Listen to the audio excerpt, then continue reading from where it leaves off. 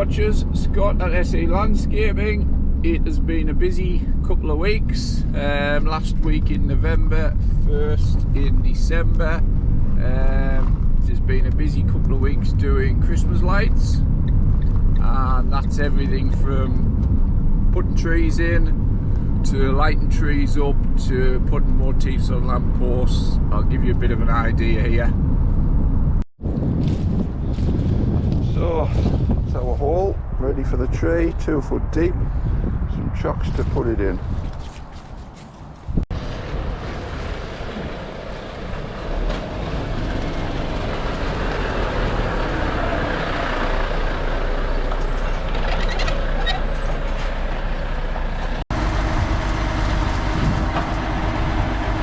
"25 feet.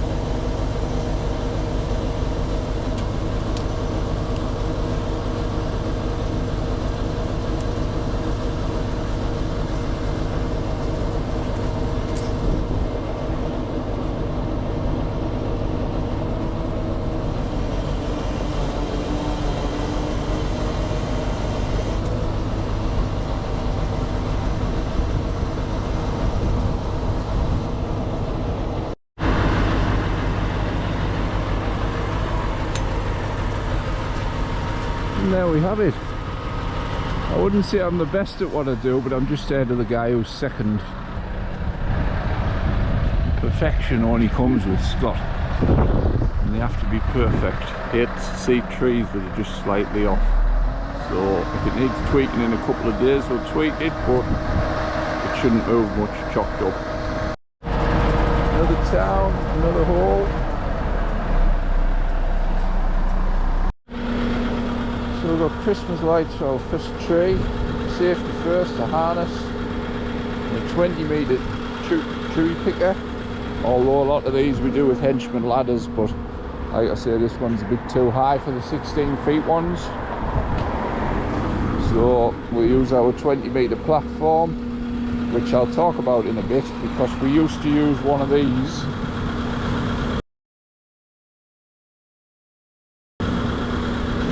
And now we use this.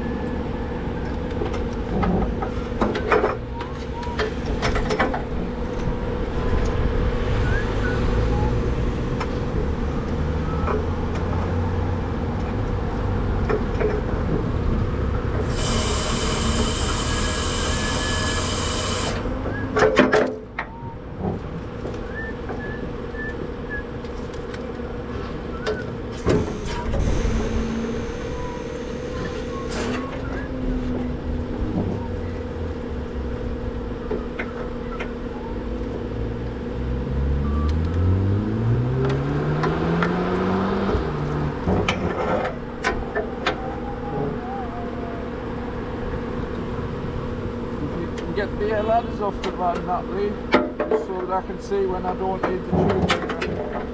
Just standing next to the tree. Santa and Rudolph.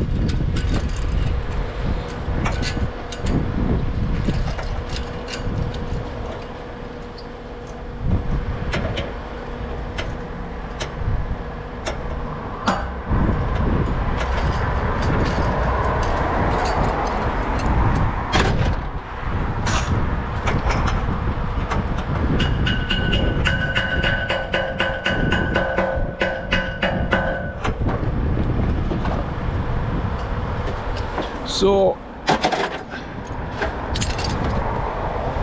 this is a bandit fixing technique. This machine, believe it or not, is £200. Catches the steel in there, you wind it in, it pulls it through. This is bandit fixing, just steel band, 19mm. And then this little thing here is what, it's like the teeth, so once I'm tightening it, it's pulling against that.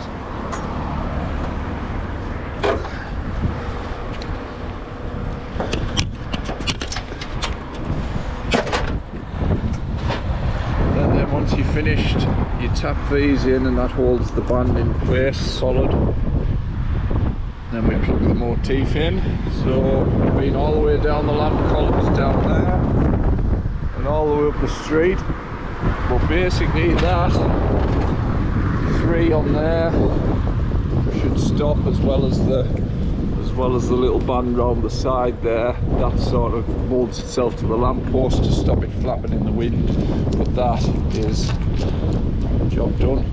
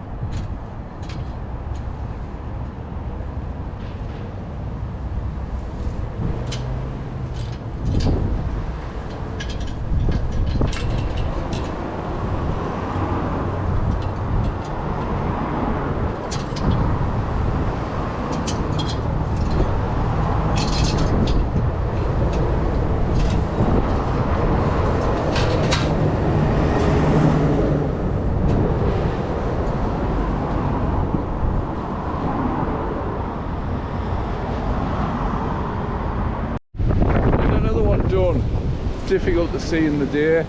better look at night. Just testing the lights.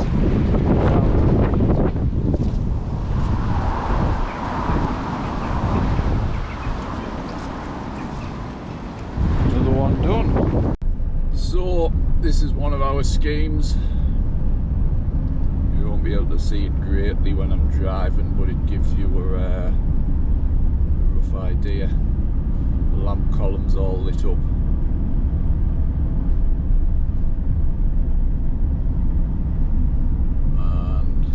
Christmas tree and the council building all lit up. Some illuminated poles over there,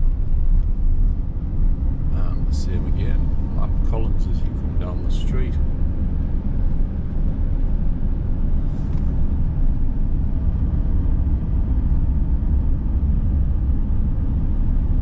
All the way to the bottom. Now this year I've done everything myself with just a labourer, and in the past I've brought people in to do it and sort of to make the job easier, but when I've found out it hasn't always worked, and I found out that I've been chucking money away for years, and I'll explain why. In the past we've used one of these machines, and as you've seen on the video, we've gone to the other type of machine. I was always told that this other type of machine was no good, and we once hired one and the guy couldn't use it. And when we've got it, we've actually used it. It's the easiest machine in the world to operate. So it's a bit of a shame that we've been plodding on with a machine that's made our job harder for years because someone didn't know how to use it. But the good news is it's made this year easier and a lot faster. So what it means is, rather than having that other machine in 6 or 7 different places on one job, you can park that in the middle of a job and you can actually access them 6 or 7 different jobs from that one position, because it's a better machine. So it's meant more profitability. I won't lie to you, the 2 weeks of putting Christmas lights up brings in about 10 grand. Yes, there's some overheads, there's some extra insurances, there's a hire of a cherry picker, and then there's my labourer, but it's that good money, because before the councils used me, they used to use local authorities who used to charge £1,000 to put a Christmas tree up. They would charge £300 to put a light on a lamppost, and basically I'm a lot cheaper than the other contractors and the councils, and we can do it a lot faster as well. So there's been 1 or 2 teething problems, but the teething problems have been out of our hands. So we've had some issues with some timers, but we don't touch the timers, they're local authority timers, so they have to get the local authority out. We just put the lights up, we're not allowed to actually go into the boxes on the lampposts by law. So that's the teething problems have been out of our hands, but everything else has gone well. We just pray now that we don't get any bad winds, because although these motifs and Christmas trees and everything else are put in well, and obviously the motifs are designed not to they're designed to take wind through. It doesn't always work. They do spin round on the lampposts if you get extreme winds.